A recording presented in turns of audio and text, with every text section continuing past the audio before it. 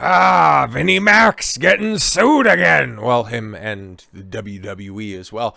It's interesting. I'm sure Endeavor kind of anticipated there was going to be some lawsuits from a bunch of former people former employees rather, trying to run Vince's pockets before, everything got finally taken over and he can actually retire for good, which, let's be completely honest, the only way that Vince is going to be out of the business for good is when he's 6 feet in the ground, which I don't even know if that's able to contain his massive grapefruits. And this is also an opportunity for me to opine on the booking and how stupid it's been. Oh my God, can you believe this? I don't know if anybody watches wrestling anymore. I'm taking a look at the numbers that's out there, and it's, oh God, they're awfully lean right now, but the company's doing better than ever. The social media numbers and whatever they want to skew it with. Fantastic, cool. Tell us more how Roman Reigns is a ratings draw, right? Yeah, So instead of taking the WWE Championship off of him because they want to extend that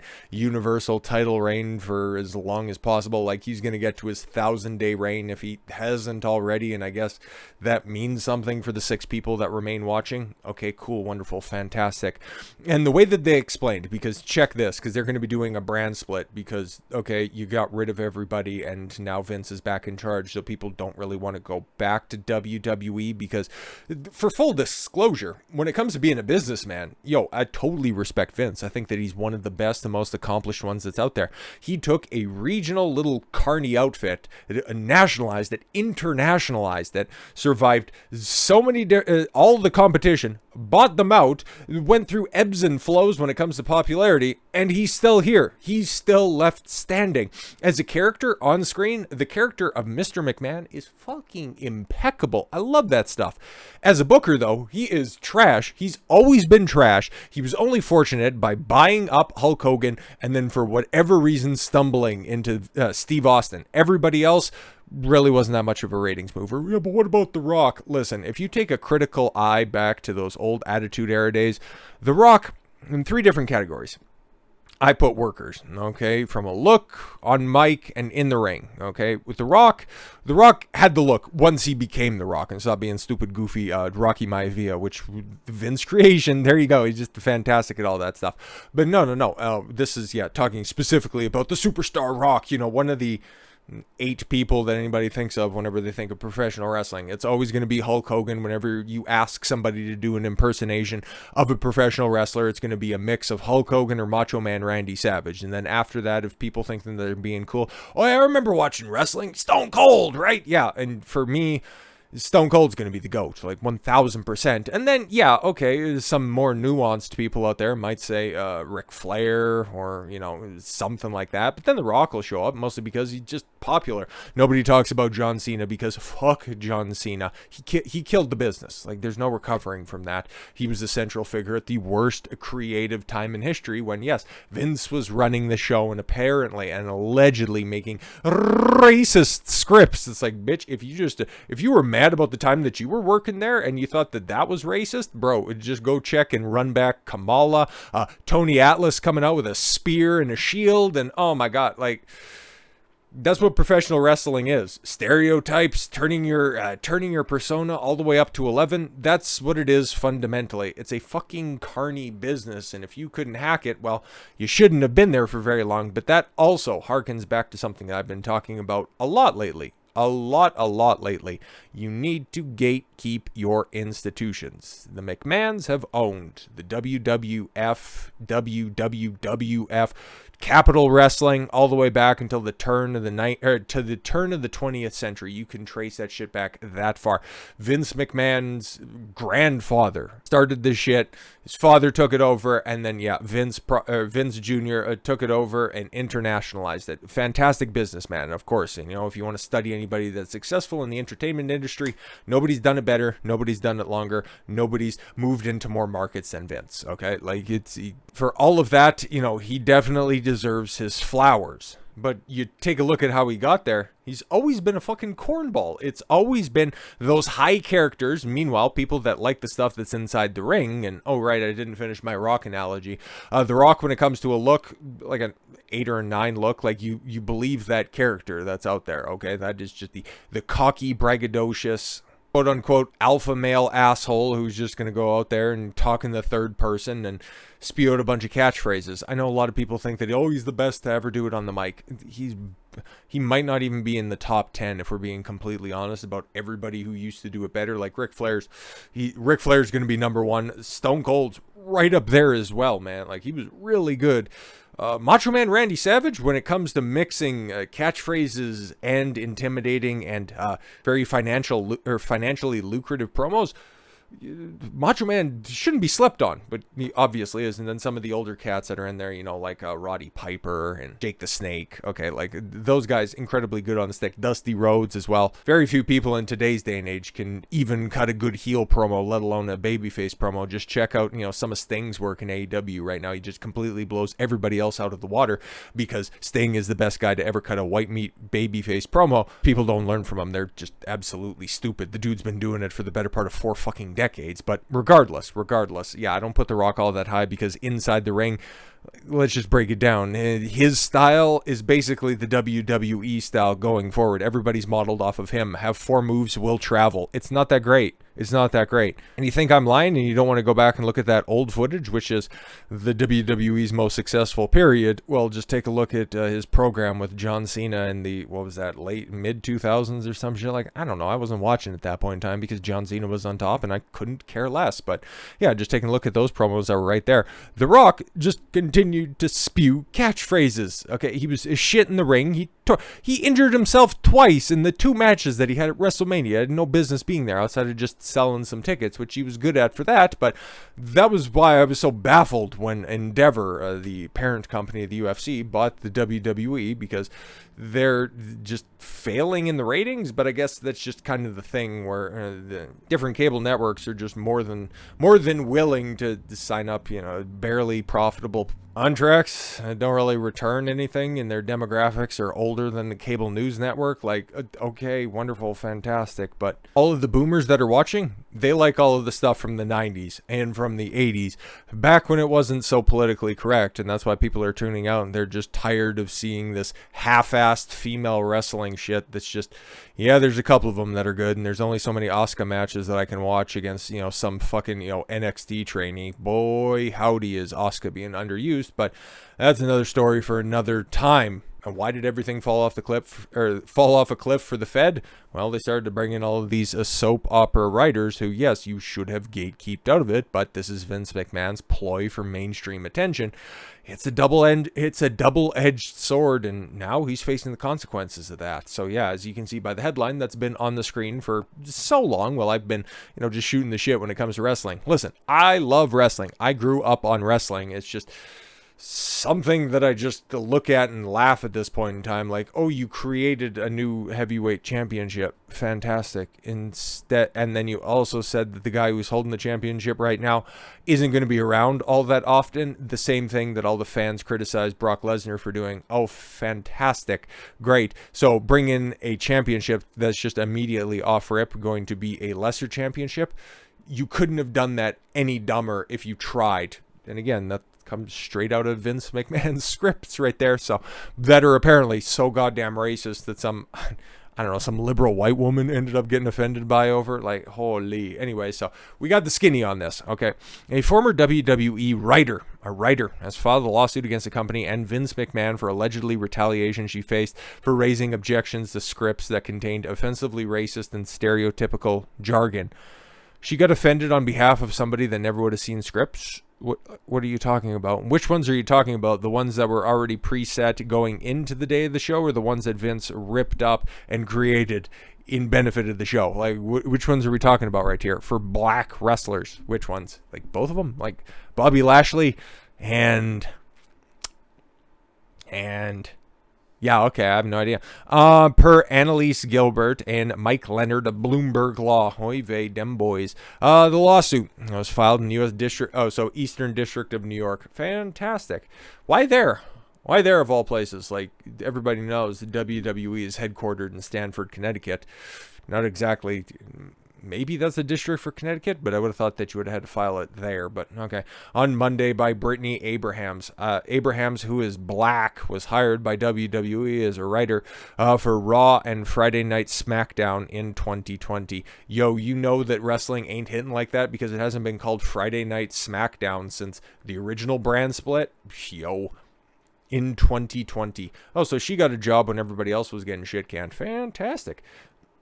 Among the complaints alleged by Abrahams, I tried to find her, but the only person that I could find was a LinkedIn profile for somebody that's still in college. So maybe it's her. It was a black chick, but it's just kind of your run-of-the-mill black chick.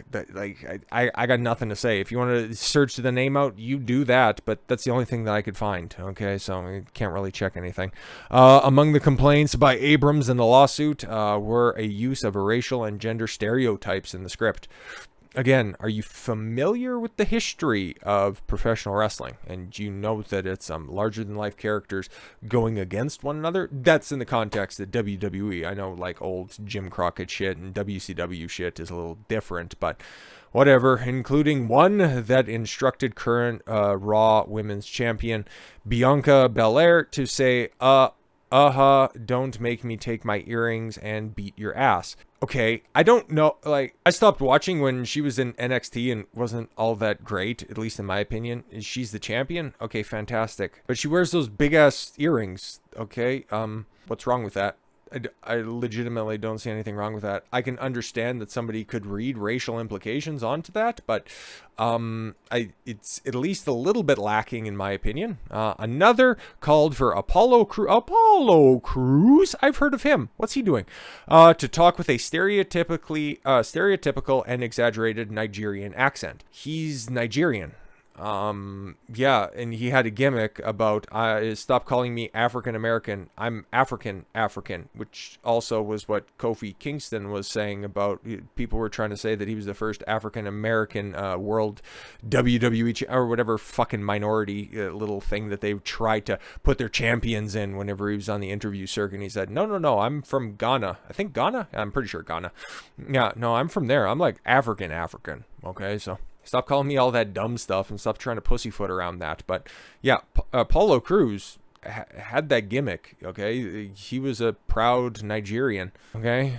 Like, Vince has been asking people to try to do stupid accents for a long time. What's changed, okay? She said her complaints were rebuffed. Yeah, because they were probably stupid and didn't help anything. And, oh yeah, all of those writers, all of their decisions and all of their ideas are at the whim of Vince. So, yeah, According to Gilbert and Leonard, Abrahams also alleged she was subjected to a number of racist pitches after complaining. Yeah, learn the shit or get the fuck off. Okay, like, you were asked to do your job.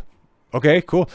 With some ideas pitched on a Slack thread that Vince and Stephanie McMahon were included on. All right, so the people in charge of creative were involved in your creative meetings and you're big mad about that? Yeah, you got fired like so many other former writers have. Like, what are you doing here? Some of the ideas posed in the thread by other writers. Okay, oh, right, that's why she's suing WWE, because they have the deepest pockets, and then Vince as well. Interesting, because, hey, man, we all know that this is all about trying to run his pockets real quick. Because, yeah, just hearkening back to the initial stuff that got Vince kicked off the board, and, oh, no, I'm sorry, he stepped down, and I'm just going to retire, I'm 77, I won't be coming back. Vince McMahon paid more than $12 million to settle sexual misconduct allegations, reports say. Look forward to that saying WWE and Vince McMahon paid a settlement in order to make this, a whiny bitch go away. Abrahams and the other writers complained about the comments. Oh, I'm sorry. I forgot what she was saying about having black wrestlers dress in drag was scrapped after the white writers said doing so could perpetuate harmful stereotypes that would offend viewers. Yes, exactly. Oh, have black wrestlers dress in drag. But if that was happening right now, that would be totally fine. But then you're also referencing that absolutely horrific Bobby Lashley's sister's thing that Sami Zayn did, and I can't remember when, but I think that even predates 2020. So you're just grabbing ideas that weren't even yours, stupid. But you love to see the white allies stick up for that. Oh, and I also missed something as well, which again just kind of clues me into her just taking a look through WWE cringe compilations on YouTube. Some of the ideas posed in the thread by other writers per Abraham's complaint included having a black male wrestler dress in drag, and on separate occasions one writer allegedly proposed giving a Muslim wrestler a secret that would reveal that they were behind the 9/11 attacks. That sounds completely like something that Vince McMahon would write. But then does anybody also remember Muhammad Hassan? Yeah, no, exactly. Like, it's wrestling. It's all fucking fake, you idiot.